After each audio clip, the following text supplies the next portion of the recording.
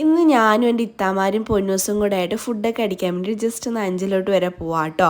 കുറേ നാളുകൊണ്ട് കേൾക്കും കേട്ടോ അഞ്ചല് പുതിയതായിട്ട് ഒരു കട തുടങ്ങിയിട്ടുണ്ടെന്ന്. ചോട്ട് വരാത്തോണ്ടാട്ടോ ഞങ്ങൾ പോവാതിരുന്നത്. അപ്പൊ അവള് വന്നപ്പോഴത്തേക്ക് അവൾ ആ ചെലവൊക്കെ ഏറ്റെടുക്കാന്നും പറഞ്ഞപ്പോഴത്തേക്ക് പിന്നെ നമുക്ക് പറയണ്ടല്ലോ. അവിടെ പോകുന്നതിന് മുമ്പേ ഞങ്ങൾ തീരുമാനിച്ചതാട്ടോ നല്ല അടിപൊളിയായിട്ടുള്ള ഫുഡൊക്കെ വാങ്ങിക്കണം, തിന്നാത്ത ഫുഡ് തന്നെ വീണ്ടും വീണ്ടും നമുക്ക് ട്രൈ ചെയ്യണം, അങ്ങനെയൊക്കെ പറഞ്ഞിട്ടാട്ടോ നമ്മൾ പോയത് തന്നെ. അതുകൊണ്ട് പേരൊക്കെ തന്നെ അറിയാത്ത എന്തൊക്കെയോ ഫുഡ് അവിടെ ഉണ്ടായിരുന്നു കേട്ടോ. നമ്മളെന്ന് എപ്പോൾ ഇവിടെ പോയാലും ഷവർമ എങ്കിൽ ഷവർമ, ഷാർജ എങ്കിൽ ഷാർജ, ഇതൊക്കെയല്ലേ. പിന്നെ ഞങ്ങൾ മാത്രമൊന്നും അല്ലായിരിക്കും അല്ലേ ഇങ്ങനെ, നിങ്ങളും ഇങ്ങനെയൊക്കെ തന്നെ ആയിരിക്കും അല്ലേ.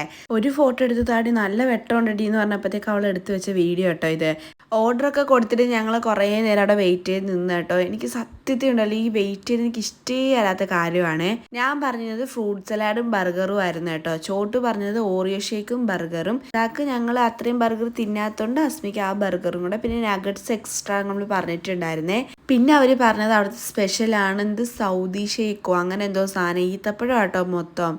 സത്യം പറയാലോ എനിക്ക് ഒരു വകയ്ക്ക് ഇഷ്ടപ്പെട്ടില്ല എന്ന് വെച്ചാൽ എനിക്ക് ഒട്ടും ഇഷ്ടപ്പെട്ടിട്ടില്ലായിരുന്നു. ഓറിയോ ഷേക്ക് പിന്നെ ഒരു കുടിക്കാനൊരു ടേസ്റ്റ് ഉണ്ടായിരുന്നു, നഗറ്റ്സും കുഴപ്പമില്ലായിരുന്നു. ബാക്കി ഒരു സാധനവും എനിക്ക് ഇഷ്ടപ്പെട്ടിട്ടില്ലായിരുന്നു കേട്ടോ.